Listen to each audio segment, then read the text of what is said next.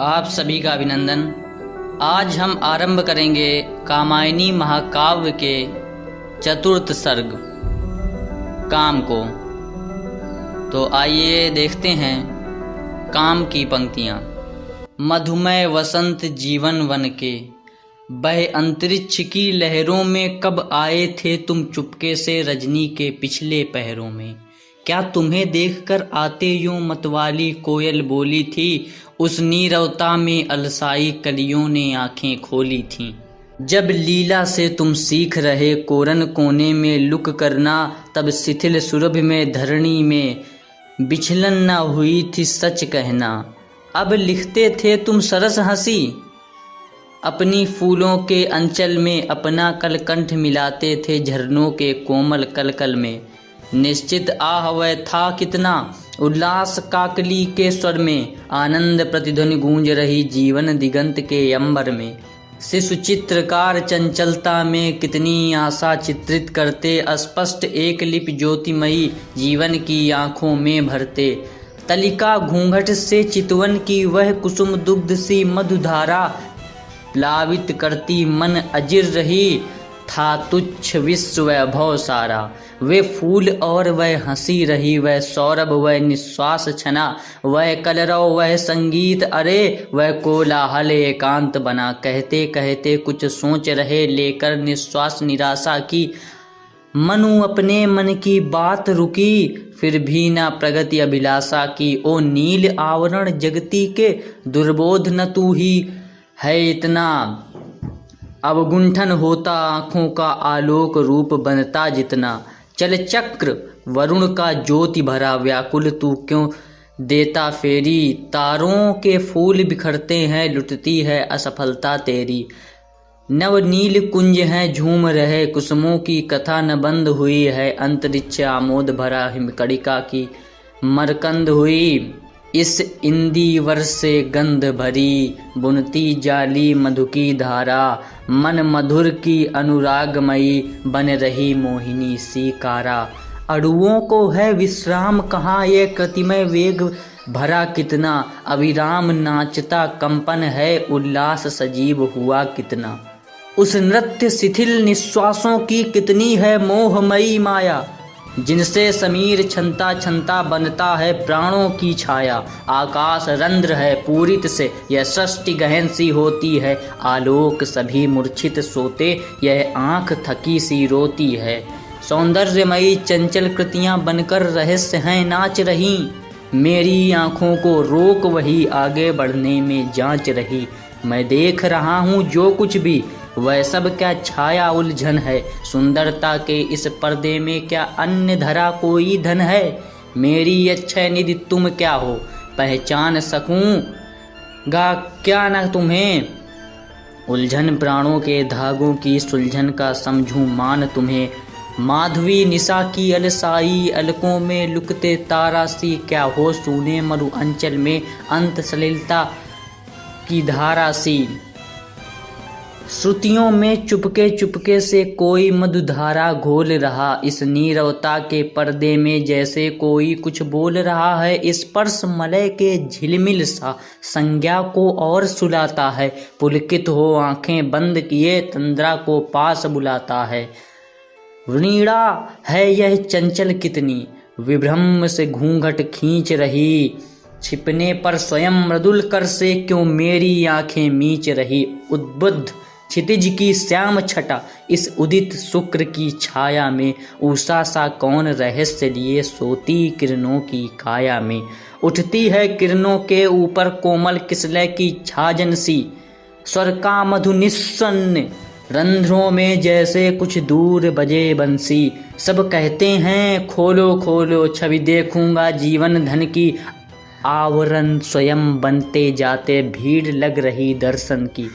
चांदनी सदस्य खुल जाए कहीं अवगुंठन आज समरता सा, जिनमें अनंत कल्लोल भरा लहरों में मस्त विचरता सा। अपना फेनिल फन फटक रहा मड़ियों का जाल लुटाता सा, उनिंद्र दिखाई देता हो उन्मत्त हुआ कुछ गाता सा। जो कुछ हो मैं ना संभालूंगा इस मधुर भार को जीवन के। आने दो कितनी आती है बाधाएं दम संयम बन के। नक्षत्रों तुम क्या देखोगे इस उषा की लाली क्या है। संकल्प भरा है उनमें संदेहों की जाली क्या है। कौशल यह कोमल कितना है सुषमा दुर्भेद बनेगी क्या। चेतना इंद्रियों की मेरी ही हार बनेगी क्या। पीता हूँ हाँ मैं पीता हूँ यह स्पर्श रूप रसगंध भरा। मधुलहरों के टकराने से ध्वनि में है क्या गुंजार भरा। तारा बनकर यह बिखर रहा क्यों सपनों का उन्माद। अरे मादकता माती नींद लिए सोऊं मन में अवसाद भरे। चेतना शिथिल सी होती है उन अंधकार की लहरों में। मन डूब चले धीरे धीरे रजनी के पिछले पहरों में। उस दूर क्षितिज में षष्टिमणि स्मृतियों की संचित छाया से। इस मन को है विश्राम कहाँ चंचल यह अपनी माया से। जागरण लोक था भूल चला सपनों का सुख संचार हुआ। कौतुक सा बन मनु के मन का वह सुंदर क्रीड़ागार हुआ। था व्यक्ति सोचता आलस में चेतना सजग रहती दुहरी। कानों के कान खोल करके सुनती थी कोई ध्वनि गहरी। प्यासा हूँ मैं अब भी प्यासा संतुष्ट ओध से मैं न हुआ। आया फिर भी वह चला गया तृष्णा को तनिक न चैन हुआ। देवों की सृष्टि विलीन हुई अनुशीलन में अनुदित मेरा अतिचार न बंद हुआ। उन्मत्त रहा सबको घेरे मेरी उपासना करते हुए। मेरा संकेत विधान बना विस्तृत जो मोह रहा मेरा। वह देव विलास वितान तना। मैं काम रहा सहचर उनका उनके विनोद का साधन था। हंसता था और हंसाता था उनका मैं कृतिमय जीवन था। जो आकर्षण बन हंसती थी रति थी अनादि वासना वही। अव्यक्त प्रकृति उन्मीलन के अंतर में उसकी चाह रही। हम दोनों का अस्तित्व रहा उस आरंभिक आवर्तन सा। जिससे संसर्ति का बनता है आकार रूप के नर्तन सा।